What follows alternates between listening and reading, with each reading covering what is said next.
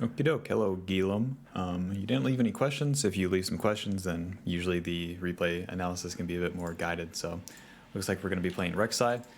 Some general tips that I can give you on Rek'Sai is obviously we want to be playing for our ganks, but you also need to play around what the enemy jungler can do. So in this case, we're playing against a Karthus, and we can always assume that Karthus wants to be full clearing. So if I'm playing against Karthus as Rek'Sai, I know that he's going to be pretty weak if he starts blue side by the time he gets to his red. So I'll probably be pathing to his red immediately after my blue and Gromp if I was to take those. Because lanes like Zed, Annie, they really want to be level 3, and unless some sort of like unnatural trades happen, I probably won't find a gank there, but the gank onto the Karthus himself is pretty guaranteed. You also want to be kind of watching the wards whenever you're clearing the jungle camps, because like right there, we just saw that he's on Raptors. So now we're a lot less healthy than we could be if we just did the blue and Gromp, but yeah, we're probably still going to be able to find the Karthus. Now here, yeah, we're just going to be too slow. Karthus full clear time is about 3:10 if he does everything correctly. So yeah, I mean, if you don't have that knowledge, I guess it's harder to play around, but we're still probably going to find him here. Okay, and then as we find him, we find that he's much healthier than us, and then we run into an exhaust. So we want to find Karthus at a point in which he's a lot lower, and that's going to be when he's on red buff after Raptors, because the Raptors are going to deal a lot more damage to him. So if we watch Karthus's path here, if we skip Wolves, then that's going to allow us to be moving behind his red buff at this point. And if Karthus pulls the red here, then we would have to move up a little bit, but we just have to see that the red buff isn't here. And then we can still move over this wall and then E from here to here. And then that's going to give us access to the Karthus, because again, if the red buff isn't here, then he's pulling it down towards his Raptors, so it's a bit safer for him.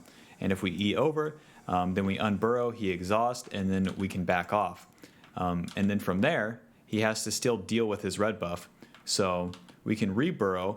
Karthus has taken some damage, we've taken some damage, and then we can choose to go back in, depending on how the mid lane state is, something like that. But yeah, the way it played out here, if we're this low to start with, then we're not going to be able to win the fight, because we're missing about 200 HP going into it, and we're also playing into an exhaust and a smite, so Karthus is going to have a lot of tools to deal with us.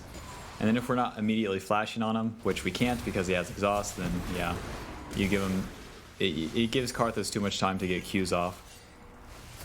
And then you can't go for the scuttle here because Annie's pushed in, and we've already blown our flash to try to get away.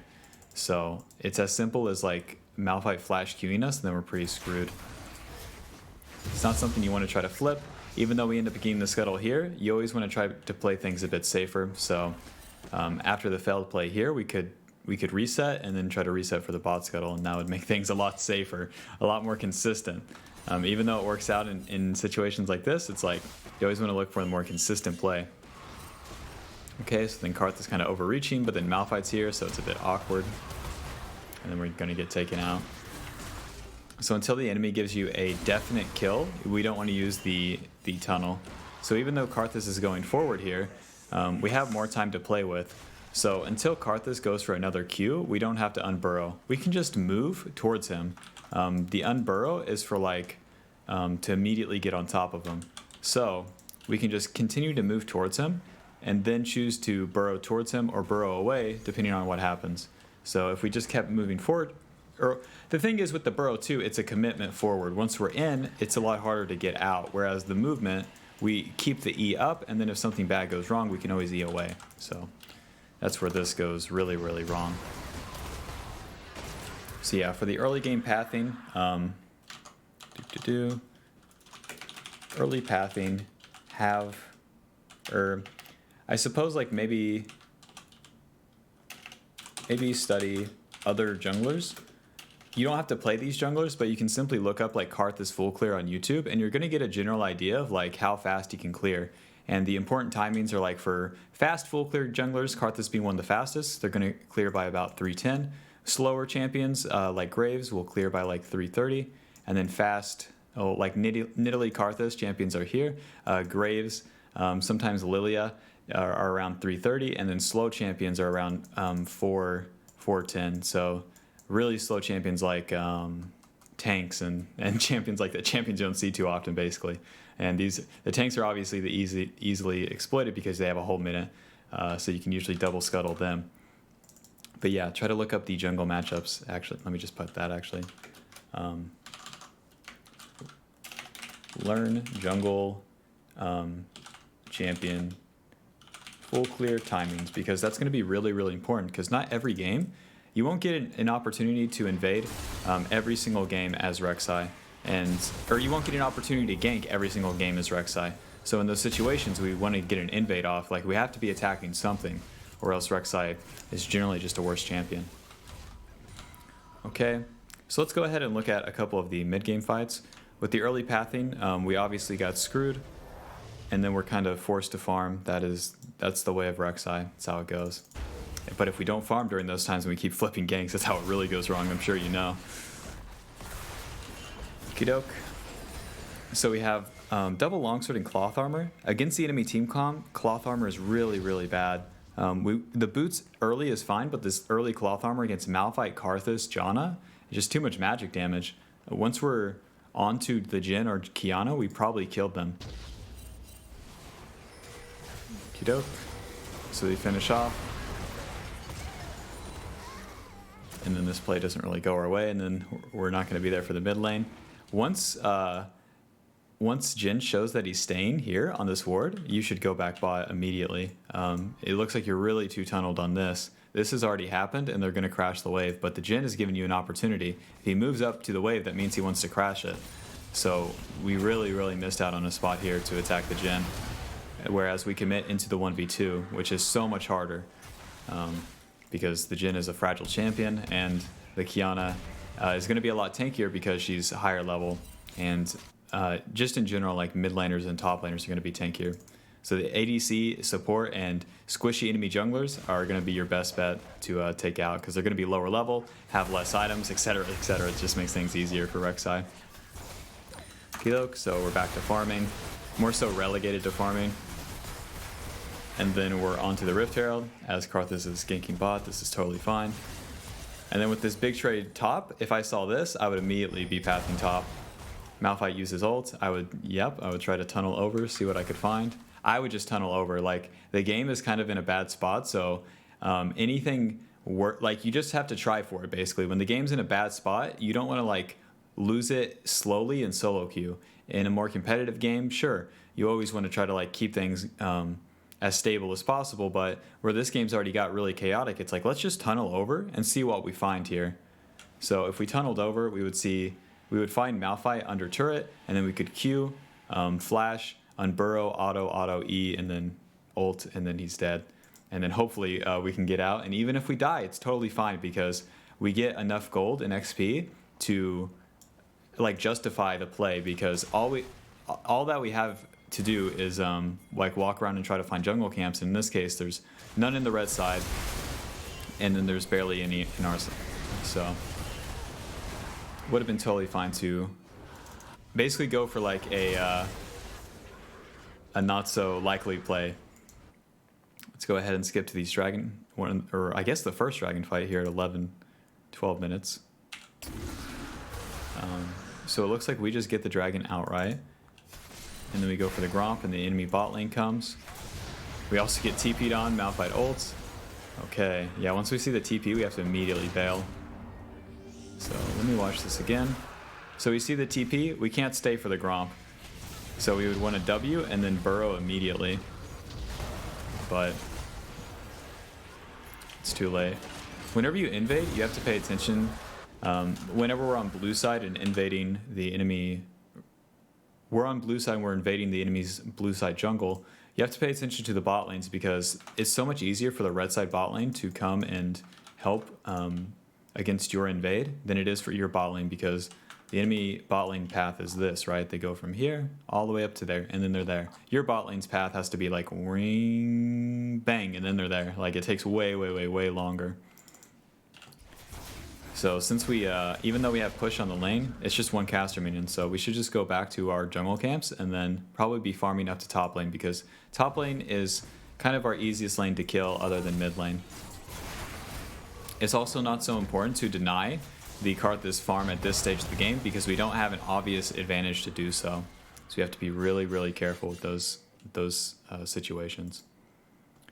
Okay, so let's take a look at some of these late game fights, which, I mean, 17 minutes basically is the late game with how poorly a game like this goes. But the main mistakes is attacking, well, main mistakes are attacking the wrong things at the wrong time. So attacking the Karthus' Gromp isn't as important as just farming your camps up to attack the lanes later. So we could have missed a gank on Qiyana, we could have missed a gank on Malphite. Attacking the lanes is going to be so much more important than denying that camp from Karthus, because Karthus, no matter what, is going to be ramping past you. So we want to be getting these solo lanes ahead basically every single game, because these solo lanes are going to be what carries the mid to late game. And if we get them ahead, then yeah, it's going to be the best bet for us, especially in a game like this that's pretty dire. In games where you're getting ahead yourself, then invading the enemy and taking their camps and whatnot becomes a lot more viable. But where we were already behind, it becomes a so much less viable strategy. You want to play things a lot safer, in which you just farm your camps and then try to follow up on what your laners are achieving in their own lane, or try to help them, because we can't be over forcing into stronger enemies. We can't be over forcing. Kidok, so the enemy's sieging mid here before Dragon. And we end up finding Janna. This is really good. Even if we don't find the kill, the intention to try to get the support is basically your best bet. We want to be killing the support and the Jhin. So putting yourself in tricky positions like this and then finding them is really, really good as an assassin champion mid game, especially in a super, super dire game. Okie doke, so now we have Ninja Tabby. If the game's already losing too, Ninja Tabby isn't going to really save you, so probably just stack up on longswords here. We can be building longswords into Edge of Night, and then probably just Stair Axe so that we can team fight a little bit later. Okie doke. So this is the tricky situation. You guys shouldn't be committing into the enemy here. The strongest member on your guys' team is bot lane. So if you're sticking around with your team, then it's going to give them more likelihood to go in here. And even though we're landing CC onto Malphite, if he gets an ult off, everyone's dead. It's so likely that everyone's dead to a Qiyana from the Fog of War, and then maybe a Karthus. Okie doke. So they end up taking out the Malphite. And then the Qiyana comes in, and that's lights out for everyone. I'll show you guys to be on the screen. It could be worse, but you really have to pay attention to the map mid to late game, because when people aren't there, it's you don't have to fight the enemy on cooldown. And even if the enemy when they're stronger will always be barreling down the lane and then trying to attack you, and it's up to them to win at that point. So if it's up to them to win, let them try to win. If they have to Malphite ult you guys under turret here, it's going to be a lot harder for them to achieve a good fight than if you guys are fighting in your own jungle where there's no safety when your Zed is bot lane. So always try to pull the enemy into you when they're stronger, because that's going to give you more value. It's going to be a lot easier because you're pulling them into turrets, you're pulling them into more allies, and if your allies are in side lanes, it gives them more time to show up to the fight, because the fights will last longer than if you take them on a neutral ground, or even worse, on an aggressive ground where you're attacking them when they're stronger. So, yeah. Oh, why did I just backspace? Edit, redo. Oh, whatever, notepad design in 2000, whatever. Attacking the wrong things, I think that's all it was. So for the third thing, when the enemy is stronger, pull them into you, don't go into them. That doesn't mean that you can't ever tunnel in. It means let them start the fight, and then you have to follow up and react to it. So it's up to you to take the hit and then counter punch, basically. It's not up to you to throw the first punch against them, unless it's a situation where you're in a good position, basically. Whenever we attacked the Janna here, this was fine. we're like exploiting the fog of war and things like that. So yeah, hope this helps. Good luck with your climb in season 11, and yeah, just stick with it. I think don't be too discouraged on a game that's a hard loss like this, because there's a lot more to learn from it. And so good luck. Study the jungle clears too. It's really important with the champion like Rek'Sai to know what the enemy does. Alrighty, peace out.